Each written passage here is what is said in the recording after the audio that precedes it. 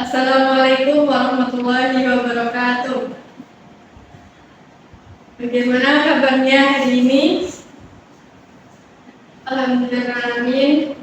Marilah kita pada pembelajaran kali ini kita akan mulai dengan membaca doa belajar. Bismillahirrahmanirrahim. Alhamdulillahi rabban wa bil islami dinan wa bi Muhammadin nabiyyan wa rasulan. Rabbi zidni ilman warzuqni fahman. Amin. Ya Allah ya alim. Iftah alaina futuhan arifin. Oke, pada pembelajaran hari ini kita akan membahas tentang qunut subuh. Jadi qunut subuh itu kita ada perbedaannya. Ada yang menggunakan qunut, ada juga yang menggunakan tidak.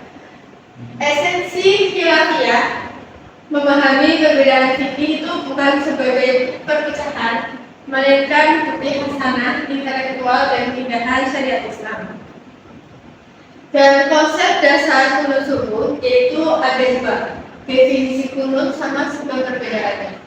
Di sini definisi qunut yaitu secara etimologi, qunut bermakna tunduk, taat atau berdiri lama di dalam salat. Secara istilah fikih, qunut adalah doa yang khusus dilakukan pada posisi berdiri tegak pada salah satu salat tertentu, yaitu biasanya dipakai di salat subuh.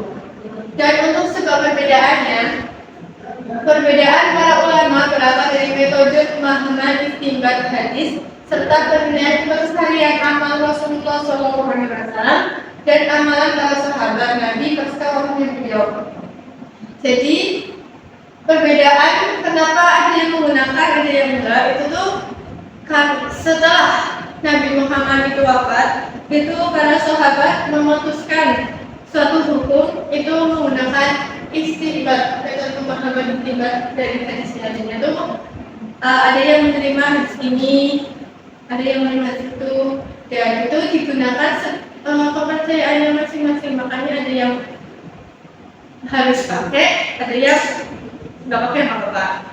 Lanjut, klasifikasi hukum mazhab. Di sini klasifikasi hukum mazhab itu dibagi menjadi tiga, yaitu mazhab Syafi'iyah, mazhab Malikiyah, Hanafi dan Hambali. Di dalam hukum mazhab Syafi'iyah yaitu qunut subuh menurut Imam Syafi'i hukumnya itu sunnah muakkad. Jadi dalam mazhab Syafi'iyah jika kita lupa sholat subuh nggak pakai qunut itu diwajibkan atau dianjurkan untuk melakukan sujud sahwi. Karena di dalam mazhab Syafi'iyah itu hukumnya sunnah muakkad. Dan lanjut di mazhab Malikiyah. Di mazhab Malikiyah itu hukumnya sunnah atau fadilah, yaitu diajarkan dibaca secara samar. Lanjut mazhab Hanafi dan Hambali. Mazhab Hanafi dan Hambali itu satu pemikiran menghukumi qunut subuh itu tidak disunahkan merutinkan qunut subuh kecuali terjadi bahaya besar atau musibah melanda umat, atau disebut juga sebagai qunut nazilah. Jadi menurutnya Imam Hanafi dan Hambali menggunakan qunut subuh itu disunahkan kalau kita lagi terancam bahaya. Itu bisa juga soalnya diselingi dengan qunut. Dan itu qunutnya namanya qunut nazilah. Lanjut, argumentasi mazhab Syafi'i. Doa qunut dilafalkan setelah bangun dari rukuk atau ditinggal pada rakaat kedua sebelum sujud. Bersandar pada riwayat Anas bin Malik radhiyallahu anhu, Rasulullah SAW senantiasa membaca doa qunut pada salat subuh hingga beliau wafat. Sujud sahwi menjadi penambal jika imam atau munfarid melewatkan bacaan qunut subuh. Seperti yang saya jelaskan tadi, kenapa untuk mazhab, karena kita di Indonesia memakai mazhab Syafi'iyah, jadinya kita mengikuti bahwa kunut subuh itu hukumnya sunnah muakkad, dan itu jika kita lupa harus wajib sujud sahwi, karena kita mengambil hadis Nabi yang diriwayatkan oleh Anas sebagai ini. Rasulullah senantiasa membaca kunut sampai dia wafat. Lanjut, metode mazhab Maliki. Untuk mazhab Maliki, amalia penduduk Madinah menurut Imam Maliki, kunut subuh dinilai sebagai amalan sunnah atau fadilah. Mazhab ini menganjurkan pembacaan kunut secara lirik atau sir, tepat sebelum rukuk rakaat kedua selesai. Metode ini berpegang erat pada tradisi asli praktek ibadah masyarakat kota suci Madinah yang diwarisi turun-temurun dari generasi sahabat Nabi. Maka lanjut, pandangan Imam Hanafi dan Hambali. Di sini pandangan Imam Hanafi dan Hambali yang pertama hujah mazhab Hanafi, yaitu kunut subuh tidak disyariatkan dalam keadaan aman. Hadis mengenai kunut Nabi juga kami bersifat sementara atau nazilah, dan hukumnya telah dihapus setelah masa itu berlalu. Dan untuk hujah mazhab Hambali itu menyebutkan bahwa tidak menyenangkan merutinkan kunut subuh, merujuk hadis Sa'ad bin Tharik yang bertanya pada ayahnya tentang kunut para khalifah. Ayahnya menjawab, wahai anakku, itu perkara baru. Jadi menurutnya hujah mazhab Hambali itu dia lebih yakin dengan hadis yang diriwayatkan oleh Sa'ad bin Tharik yang dimana ayahnya itu menjawab tentang pertanyaan anaknya bahwa kunut subuh itu adalah sesuatu yang baru, jadinya kayak tidak dianjurkan. Dari perbedaan pendapat Imam Syafi'i, Maliki, Hambali, dan Hanafi itu kita mengambil kearifan ulama itu intinya perbedaan pendapat di antara para ulama mujtahid adalah bentuk keluasan kasih sayang Allah bagi umat ini. Jadinya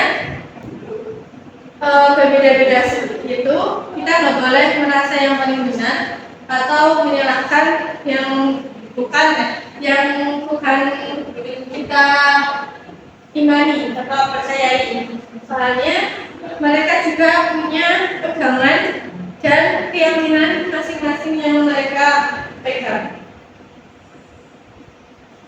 Selanjutnya, persatuan di balik perbedaan.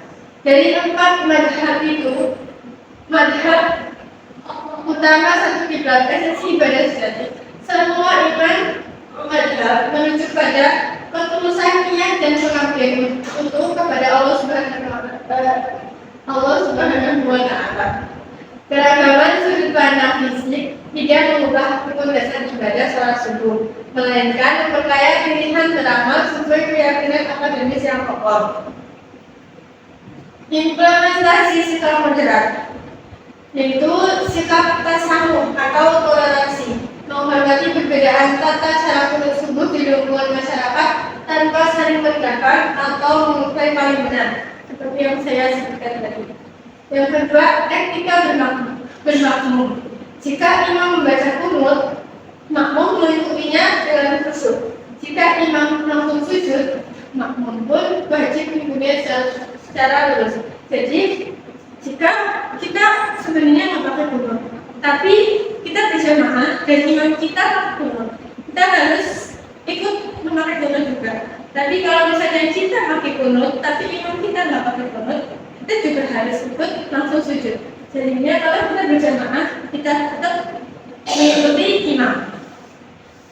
Selanjutnya, ukhuwah Islamiyah, yaitu mengedepankan kerukunan dan persatuan umat di atas perbedaan cabang ibadah furu'iyah demi utuhan ukhuwah bersama. Selanjutnya, materi komparasi tersebut. Aspek mazhab Hanafi, Maliki, Syafi'i, Hambali. Hukum kunut menurut Imam Hanafi itu tidak disyariatkan. Waktu pelaksanaannya hanya saat nazilah, yaitu kalau ada bahaya, dan tidak wajib kalau lupa tidak wajib sujud sahwi.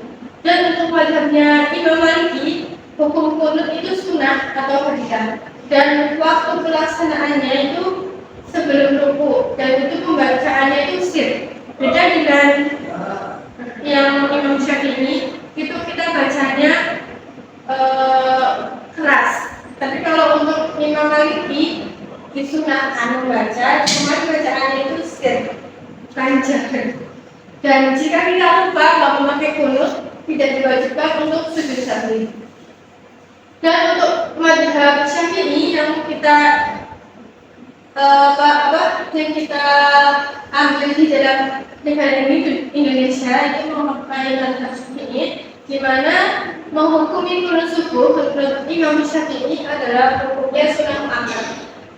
Dan waktu pelaksanaannya itu sama seperti mazhab Maliki sebelum ruku. Cuman bedanya kalau di mazhab Syafi'i kita membacakannya dengan jahar. Kalau yang Maliki tadi dengan sir. Dan jika kita lupa melaksanakan kunut subuh tersebut, kita diwajibkan untuk sujud sahwi. Dan untuk Imam Hambali, yaitu hukum kunut subuh tidak disunahkan, tidak juga diwajibkan. Dan kalau menurut mazhab Imam Hambali, waktu pelaksanaan itu hanya saran saja, tapi sama seperti Imam Hanafi. Kalau kita terancam atau kita tidak aman, itu perlu menggunakan kunut saat sholat. Dan jika tidak lupa, tidak wajib sujud sahwi. Ada pertanyaan?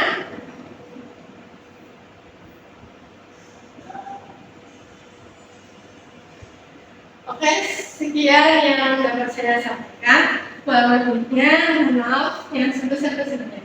Wassalamualaikum warahmatullahi wabarakatuh.